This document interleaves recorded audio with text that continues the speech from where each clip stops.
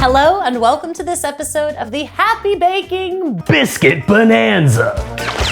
Yeah! In this episode, we're gonna dive deep into one of my favorite types of biscuits, drop biscuits, which are also one of the easiest to make. I'll also be using it to make an epic bacon, egg, and cheese sandwich. So let's get baking. First up, let's review the cut-in method, but simplified. In the first episode of the Biscuit Bonanza, we reviewed the cut-in method in great detail. Be sure to check out that episode so you don't miss a thing. For a super quick review, this method gets its name because the fat used in the recipe is cut into the dry ingredients to create the final texture of the dough. This can be done with your hands, a pastry cutter, or today we'll be using the food processor. The size of the fat is super important in the cut-in method. And when I made buttermilk biscuits, I left the butter in slightly larger pieces. But in this recipe, I'm gonna be incorporating the butter almost entirely, which is why it's especially handy to use the food processor. It happens a lot faster with a little mechanical help. If you don't have a food processor, please don't worry. You can still mix this dough by hand, just follow the same visual cues. Another huge advantage of this recipe is it doesn't require any chill time after mixing the dough before baking. So you can go from 0 to biscuit a heck of a lot faster. So before you even start, preheat your oven to 375 degrees Fahrenheit or 190 degrees Celsius with your oven racks in the upper and lower thirds of the oven. And line 2 baking sheets with parchment paper. Let's talk about mixing the dough. Pay attention, because it goes crazy fast in a good way. First up, you're gonna wanna pulse all your dry ingredients to combine. I've got all-purpose flour, light or dark brown sugar, baking powder, and fine sea salt.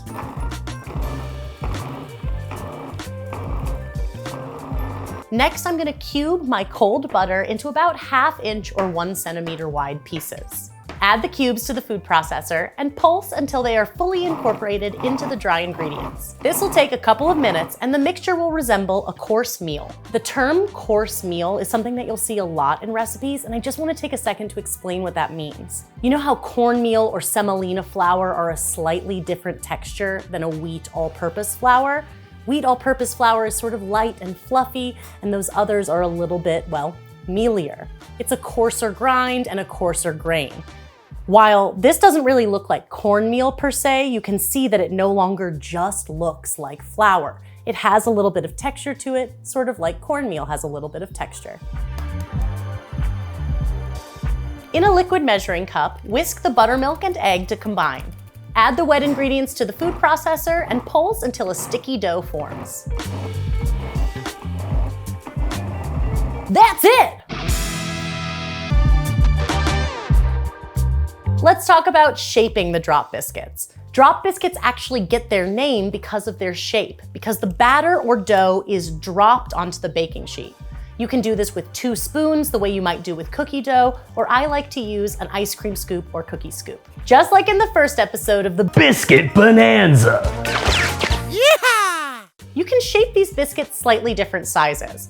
For smaller biscuits, I like to use a 1/4 cup or number 16 scoop. And for larger biscuits, I like to use a heaping 1/3 cup or number 12 scoop. For those who don't know, those scoop numbers are how they're sold in restaurant and kitchen supply stores. Scoop the dough onto the prepared baking sheets, staggering them so that they have some even air circulation and room to spread while they're baking. To finish the biscuits before baking, you can brush them with egg wash or a cream wash if desired. Note that egg wash can also help toppings stick to the craggy surface a little bit easier. Things like sesame seeds or everything seasoning, or coarse sugar if you wanted to go the sweet route. Bake the biscuits until they start to brown around the base. You'll also start to notice some browning on the craggy surface. For the most even results, I like to rotate the pans halfway through baking. When I do this, I don't just rotate the pans front to back, I also rotate them between the racks and then also front to back. Bake for 25 to 28 minutes for smaller biscuit, or 32 to 36 minutes for larger biscuits. The biscuits are delicious warm, just be sure to let them cool for about 10 minutes before serving. Or you can let them cool completely and serve them at room temperature. Another doneness indicator to look for is that they should spring back slightly when you press them in the very center. Drop biscuits are so easy to make that it is really fun to level them up. So let's talk about some next level biscuit options. This style of biscuit has a softer dough that is scooped, so it makes it especially easy to add inclusions into the dough, sort of like you would do when you make scones. The best way to add the inclusions is to mix them in after the fat has been fully incorporated. If you're worried about your inclusions breaking up too much in the food processor, you can dump the ingredients into a mixing bowl and mix them in by hand. I've included some of my favorite inclusion ideas in the variations below the recipe. I hope this helps spark some ideas for your own biscuits, but it'll also give you a guideline of exactly how much to add in. Personally, I love to make garlic parmesan biscuits to go alongside soups and stews, and my dad really loves my cheddar, chive, or scallion biscuits. Sometimes I'll even make them sweet by mixing in things like dried fruit, nuts, or chopped chocolate. Let's talk about basting. In my book, Savory Baking, I talk about how you can butter baste a variety of baked goods to add flavor and help contribute to browning in the oven. You can butter baste baked goods, butter baste baked goods, butter baste baked goods at 3 different points in the baking process. You can do it before baking, like you would with an egg wash or cream wash. You can do it in the middle of baking when you rotate the pans, or you can do it at the end when the baked goods come out of the oven. Or you can do it my favorite way, all 3. You can find some suggestions for flavorful basting butters in the video description below. Here are some of my favorite ideas. Butter and flaky sea salt, herb butter. Sometimes I like to add a little bit of hot sauce or pepper flakes to make a spicy butter. Or a sweet butter pairs really well even with savory biscuits, something like maple butter or honey butter. Just like in the first episode of the Biscuit Bonanza. There are so many ways to biscuit. This recipe makes a great, quick alternative to dinner rolls, and it also makes a great topping for a recipe like chicken and dumplings or chicken pot pie. While I usually use buttermilk biscuits to make biscuits and gravy, you can definitely use drop biscuits, which makes it a whole lot easier, especially when you're sleepy in the morning. You can also press this biscuit dough into different baking pans. I did this in my first book, The Fearless Baker, for my strawberry not-so shortcake, and I've even done it before to make a slab biscuit on a baking sheet. Another way you can put a twist on this recipe is actually to add less liquid, which makes it more of a streusel-like texture or crumble topping. I love this for cobblers and pies. I even use it as a topper on a berry pie in my book, The Book on Pie.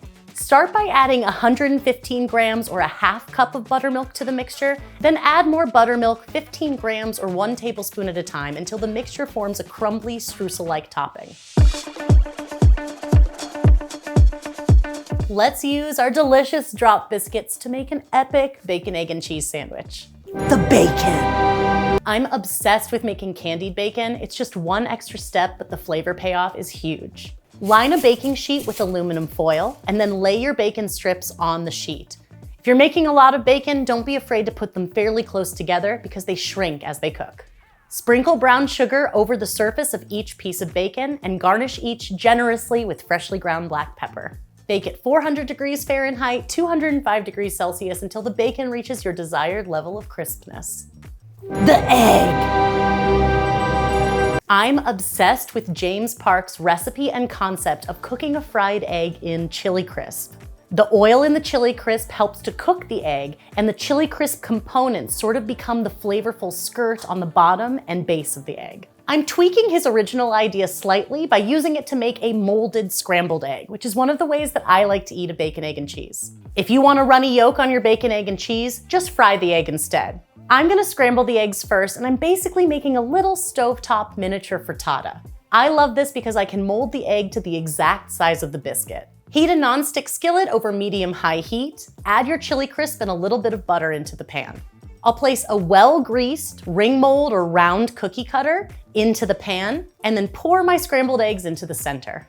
I'll cover the surface of the pan or just the surface of the molded egg to help it cook evenly. When the egg is set enough, I'll slide the ring off and place a slice of American cheese on top. The cheese! It's American. If desired, you can toast the halves of your biscuit before assembling your sandwich. I usually only do this if I'm working with leftover biscuits.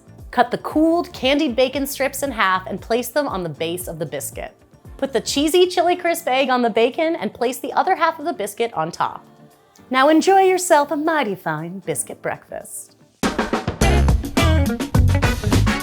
Thank you so much for joining me for this episode of the Happy Baking Biscuit Bonanza. It was so fun talking all things drop biscuits, one of my favorite recipes, plus all the biscuity possibilities, including my epic bacon, egg, and cheese sandwich.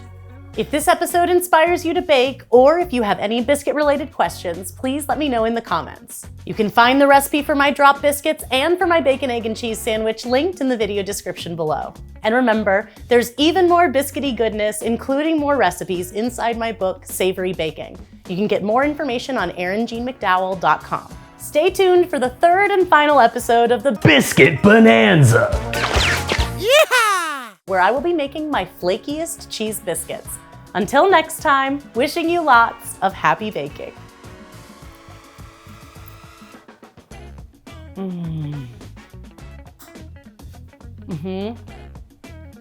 What I love about this is that it's so easy to get all the components in one bite. Soft, fluffy biscuit, fluffy eggs, crispy bacon, and then all that melty cheese. I put it on the everything topped biscuit, which just gives it an extra breakfasty flair. Normally I put hot sauce on my eggs, so I love that the chili crisp is already in there, making this a little bit spicy.